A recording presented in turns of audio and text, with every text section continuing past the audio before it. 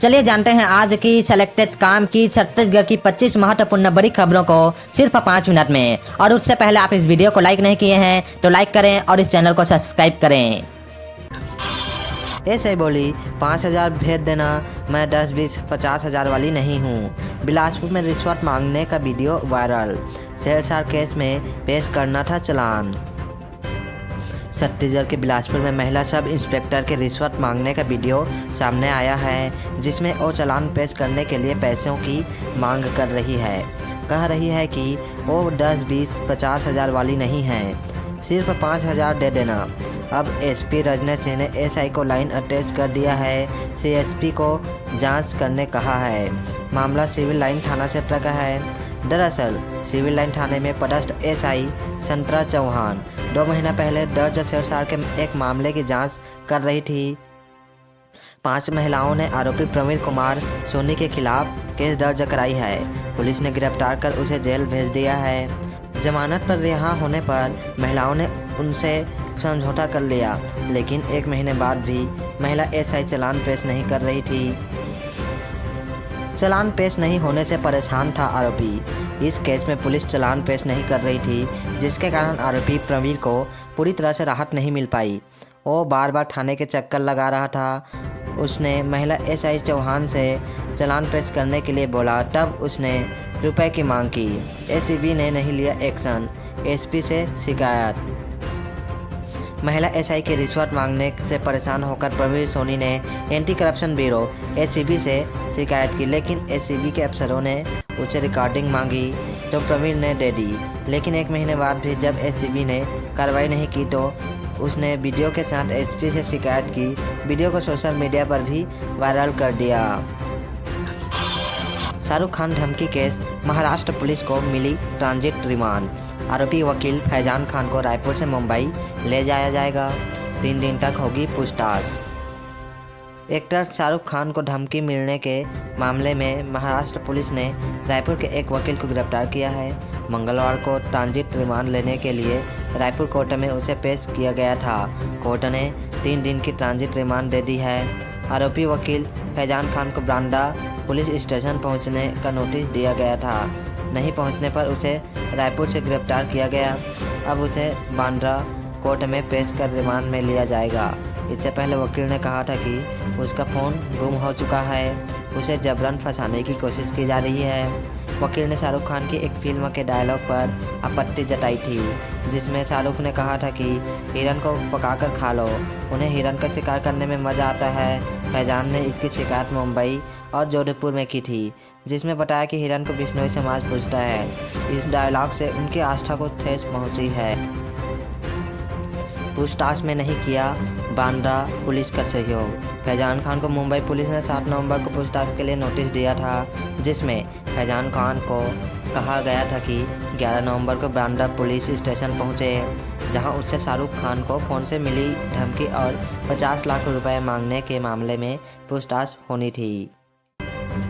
लेकिन 11 नवंबर को Faizan Bandra police station नहीं पहुंचा, जिस वजह से 12 नवंबर यानी आज उन्हें रायपुर से मुंबई पुलिस ने गिरफ्तार कर लिया है। अब उसे ट्रांजिट रिमांड पर मुंबई ले जाने की तैयारी हो रही है। 14 नवंबर को आने की बात कहने का दावा। इस मामले में फैजान खान के सहयोगी वकील विराट वर्मा ने दैनिक भास्कर को बताया कि मुंबई पुलिस ने 11 नवंबर को पूछताछ के लिए पेश होने को नोटिस दिया था, लेकिन हमने 14 नवंबर को आने की बात की थी, जिसमें उन्होंने सहमति दी थी। इसके अलावा विराट वर्मा का दावा है कि उन्होंने मुंबई पुलिस को ऑडियो वीडियो माध्यम से पूछताछ के लिए भी आवेदन भेजा था। इस पर कोई जवाब नहीं आया। Nagaon kidnapping rape case, Facebook से हुई थी फिरोज से दोस्ती। युवती बोली, मुंबई में पीटा प्राइवेट पार्ट जलाया। डॉक्टर बोले जख्म जलने के निशान नहीं मिले। मेरी गर्दन पर धारदार कांच का टुकड़ा रखा, डराया धमकाया, फिर जबरन फिरोज मुझे मुंबई ले गया। धारावी की बस्ती में एक कमरे में बंधक बनाकर रखा। कई दिनों तक दोनों हाथ बंधे हुए थे। कमरे में रोशनी तक नहीं आती थी। चारों ओर से घर बंद था। वहाँ फिरोज मेरे साथ 1.5 साल तक रेप करता रहा। यह कहना है छत्तीसगढ़ के कोंडागांव की रहने वाली करीब 22 साल की एक आदिवासी युवती का। रिपोर्ट के मुताबिक फिरोज नाम का शख्स उसे किडनैप कर मुंबई ले गया और रेप करता रहा। मुंबई के एक शख्स की मदद से किसी तरह वहां से भागने में कामयाब रही। अभी वो कोंडागांव के जिला अस्पताल में अपना इलाज करा रही है। पुलिस ने फिरोज को उत्तर प्रदेश से गिरफ्तार कर लिया है। फेसबुक पर दोनों की दोस्ती शुरू हुई थी। उस युवती ने आगे बताया, विरोध करने पर फिरोज ने 3 से 4 महीने पहले प्राइवेट पार्टनर को केमिकल डालकर जला दिया। खाना भी नहीं देता था। कई दिनों तक भूखे प्यासे रखा। मोबाइल भी छीन लिया। उसने मारपीट भी की। उसने और भी बहुत सी बातें कही हैं। परिजनों को बताया कि जिससे प्यार करती थी उसके साथ भाग गई। फिरोज ने युवती के मोबाइल से उसके परिजनों को मैसेज कर दिया कि वह सही सलामत है, उसे एक लड़के से प्यार हो गया है, वह घर बसाने चली गई है। घर वाले उसकी चिंता न करें। इसके बाद फ़ोन दोबारा वापस नहीं किया। वहीं मुंबई में ही काम करता था, वहां लेकर आ गया। युवती ने बताया कि फिरोज मुंबई की किसी फैक्ट्री में काम करता था। वहां धारावी की बस्ती में एक छोटा सा मकान था। यह एक ही कमरे का मकान था जिसमें खिड़की तक नहीं थी, रोशनी तक नहीं आने देता था। फिरोज सुबह जब जाता था तो हाथ पाँव में कपड़ा बांध कर जाता था। 1.5 साल तक यही सिलसिला चलता रहा। युवती ने कहा कि वो किसी को नहीं जानती थी, किसी पर भरोसा नहीं कर सकती थी, लिहाजा जिंदा रहने के लिए चुपचाप जुल्म सहती रही। उसे बाल खींचकर पीटता भी था। बदन में आज भी दर्द है। आखिरकार भागने में सफल हुई। युवती ने बताया कि एक दिन फिरोज जब काम पर चला गया तो मोबाइल ले जाना भूल गया। युवती ने मौका पाकर किसी तरह से मोबाइल से एक नंबर निकाला। वह नंबर कपड़ा फैक्ट्री के मालिक का था। इसी फैक्ट्री में आरोपी फिरोज काम करता था। युवती ने मालिक को कॉल कर पूरी आपबीती बताई। फैक्ट्री मालिक ने की युवती की मदद। युवती ने बताया कि फैक्ट्री मालिक ने उसकी मदद की। कमरे पर आकर उसने युवती के हाथ खोले और यहाँ से जल्दी निकल जाने की बात कही। डरी सहमी युवती मुंबई के सीएसटी रेलवे स्टेशन तक पहुंची। वहां से ट्रेन पकड़ी। इस दौरान युवती ट्रेन में डरी सहमी से बैठी रही। इसी बीच कुछ पुलिसकर्मी युवती के पास पहुंचे और टिकट दिखाने को कहा। युवती ने पुलिस को अपनी सारी कहानी बताई, जिसके बाद पुलिस वालों ने उसे ट्रेन में सफ़र करने दिया। घर पहुंचकर आपबीती बताई। पीड़िता ने बताया कि मुंबई के जिस व्यापारी ने उसे ट्रेन से जाने को कहा था, उसने रायपुर स्टेशन पर भी अपने परिचितों को पूरी कहानी बताकर युवती को पिकअप करने की बात कही थी। रायपुर पहुंचने के बाद आखिरकार किसी तरह वह बस में बैठकर कोंडागांव पहुंची। अपने घर पहुंचकर आपबीती बताई। पुलिस में रिपोर्ट दर्ज कराई। कोंडागांव के जिला अस्पताल लाया गया। यहाँ इलाज चल रहा है।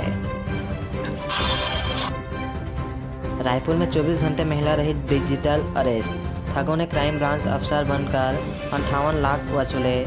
मनी लॉन्ड्रिंग में फंसाने की धमकी दी। रायपुर में एक महिला डिजिटल अरेस्ट हो गई। आरोपियों ने खुद को मुंबई क्राइम ब्रांच का अफसर बताया और महिला से 58 लाख रुपए वसूल लिए। आरोपियों ने अलग अलग बैंक खातों में पैसे ट्रांसफ़र करवाए। ठगों ने महिला को मनी लॉन्ड्रिंग से जुड़े मामले में फंसाने की धमकी दी। जानकारी के मुताबिक 3 नवंबर की दोपहर उनके पास फ़ोन आया था। महिला 24 घंटों तक साइबर ठगों की कैद में रही। इसके बाद 4 दिनों में मैसेज के माध्यम से रुपए ट्रांसफ़र करवाए गए। महिला ने पंडरी पुलिस में शिकायत की है।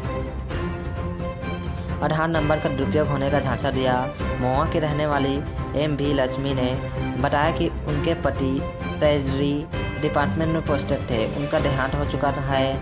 वह घर पर अकेली रहती है। उनके 2 बेटियों की शादी हो चुकी है। जब कॉल आया तो सामने वाले ने खुद को टेलीकॉम डिपार्टमेंट का कर्मचारी बताया। उसने कहा कि उनके आधार नंबर का दुरुपयोग हुआ है। किसी मोहम्मद इस्लाम नवाब नाम के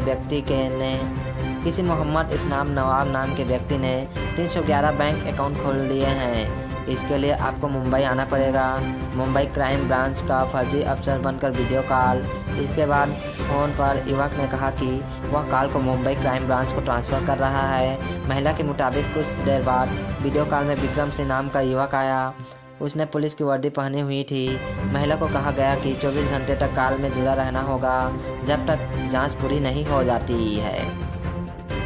जब तक जांच पूरी नहीं हो जाती है, विक्रम ने महिला से कई सारे पर्सनल सवाल किए, जिसमें महिला किस बैंक अकाउंट का इस्तेमाल करती है, घर पर कौन कौन है, क्या करते हैं, सभी जानकारी पूछी गई। मनी लॉन्ड्रिंग का मामला बताकर लेटर भेजा। साइबर ठग ने महिला को मनी लॉन्ड्रिंग से जुड़ा मामला कहकर एक लेटर भेजा, जिसमें रिजर्व बैंक और फाइनेंस डिपार्टमेंट का लेटर हेड था। इसमें लिखा था कि आप जांच पूरा होने तक देश छोड़कर नहीं जा सकते हो। इसके अलावा इस केस के बारे में किसी और से भी शेयर नहीं कर सकते हो। महिला ने ठगों के झांसे में आकर किसी को नहीं बताया। ठग ने 58 लाख रुपए वसूल लिए। उसके बाद ठग ने महिला को एक खाता नंबर दिया और कहा कि इसमें 31 लाख रुपए ट्रांसफ़र कर दो। अगले दिन महिला ने बैंक जाकर RTGS के माध्यम से 31 लाख रुपए भेज दिए। इसी तरह ठग ने 20 लाख रुपए भी मांग लिए। आगे महिला ने 4,50,000 भी भेज दिए। महिला ने 58 लाख का ट्रांजैक्शन 4 दिनों में किया। ठग ने पैसे वसूलने के बाद महिला को यह बात अपनी बेटी को बताने के लिए कहा। इसके बाद इसे पूरे मामले का शिकायत हुई और FIR दर्ज की गई।